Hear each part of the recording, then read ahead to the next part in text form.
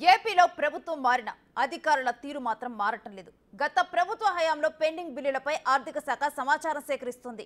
Pending బిల్లులపై సమాచారం ఇవ్వాలని అన్ని శాఖలకు ఆర్థిక శాఖ లేఖలు రాసింది. ఇప్పటికే 2 సార్లు లేఖలు రాసిన సమాచారం మాత్రం అందలేదు. పెండింగ్ బిల్లులపై అరాకొరగా సమాచారం ఇస్తున్న కొన్ని ప్రభుత్వ శాఖల ఉన్నతాధికారుల తీరుపై చంద్రబాబు సీరియస్ గా ఉన్నారు.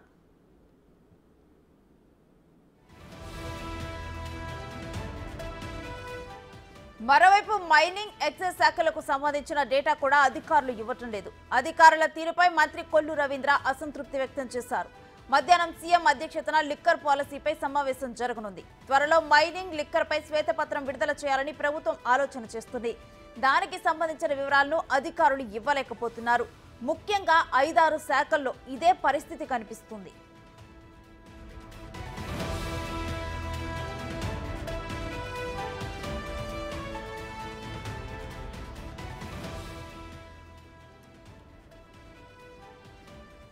ఇక ఇదే అంశానికి సంబంధించి మరిన్ని డీటెయిల్స్ మా ప్రతినిధి శివాని లైవ్ లో అడిగి తెలుసుకుందాం. శివ, ముఖ్యంగా ఏ శాఖల్లో ఈ పరిస్థితి కనిపిస్తుంది? అధికారులు ఎందుకు విఫలం అవుతున్నారు ఇటు డీటెయిల్స్ అందించడానికి? శ్రీ మొత్తం మీద చూసుకుంటే ఆంధ్రప్రదేశ్లో కొత్త ప్రభుత్వం ఏర్పడి దాదాపుగా నెల రోజులు కావస్తుంది. కానీ ఇంకా పాత ప్రభుత్వంలో పనిచేసిన ఐఏఎస్ అధికారులు మాత్రం వారి తీరుని ఏమాత్రం కూడా మార్చుకునే పరిస్థితి కనిపిస్తూ ఉంది. ఆర్థిక శాఖకు సంబంధించి పెండింగ్ బిల్లులు ఏంటి, అలాగే భవిష్యత్తులో చేయాల్సిన కార్యక్రమాలు ఏంటి, ఏ రకంగా ముందుకెళ్లాలి అనే దానికి సంబంధించి ఆ శాఖకు సంబంధించిన పయ్యావుల కేసు ఇప్పటికే ఆ శాఖ అధికారులకి అలాగే అన్ని శాఖల అధికారులకు లేఖ రాయాలని చెప్పి 2 సార్లు లేఖ రాసిన పరిస్థితి కనిపించింది. కానీ ఏ శాఖ నుంచి కూడా సరైన సమాధానం రాని పరిస్థితి కనిపిస్తోంది. పెండింగ్ బిల్లులు ఎంతవరకు ఉన్నాయి, పెండింగ్ బిల్లులకు సంబంధించి ఎంత చెల్లింపులు చేయాలి, బడ్జెట్ ప్రతిపాదన చేయడానికి ఏ రకంగా ముందుకెళ్లాలి అనే దానికి సంబంధించి కూడా ఆయన వివరాలు కావాలన్నా కానీ ఏ శాఖ నుంచి కూడా అధికారులు వివరాలు ఇచ్చే పరిస్థితి కనిపించలేదు. ఏదో ఆఫ్ ది రికార్డెడ్గా 10,000 కోట్ల రూపాయలు పెండింగ్ బిల్లులు ఉన్నాయని చెప్పి చూచాయిగా చెప్తున్నారు. కానీ అధికారికంగా పూర్తి స్థాయిలో గణాంకాలతో పేపర్ మీద చెప్పే పరిస్థితి మాత్రం ప్రస్తుతం కనిపించట్లేదు. అలాగే ఇప్పటికి సంబంధించి ఈ నెల 15వ తేదీ కల్లా ముఖ్యమంత్రి చంద్రబాబు 7 శాఖలకు సంబంధించి శ్వేతపత్రం విడుదల చేయాలని చెప్పి కూడా ఆయన నిర్ణయం తీసుకున్నారు. 3 రోజులకు శ్వేతపత్రం విడుదల చేయాలని చెప్పి చంద్రబాబు ఆలోచన చేసినా కానీ ఇప్పటికి 12 రోజులు గడుస్తున్నా కానీ కేవలం 3 శాఖలకు సంబంధించి అంటే దాదాపుగా 5-6 రోజులకి ఒక శాఖకు సంబంధించిన శ్వేతపత్రం విడుదల చేస్తూ ఉన్నారు. ముఖ్యంగా చూసుకుంటే రెవెన్యూ, ఆర్థిక, మైనింగ్, ఎక్సైజ్, లిక్కర్, అలాగే ఏదైతే వ్యవసాయ శాఖకు సంబంధించి విద్యుత్ శాఖకు సంబంధించి ఈ శాఖలకు సంబంధించిన అధికారులు పూర్తి స్థాయిలో జాప్యం కొనసాగుతోంది. ఎటువంటి సమాచారాన్ని కూడా ఇచ్చే పరిస్థితి కనిపించట్లేదు.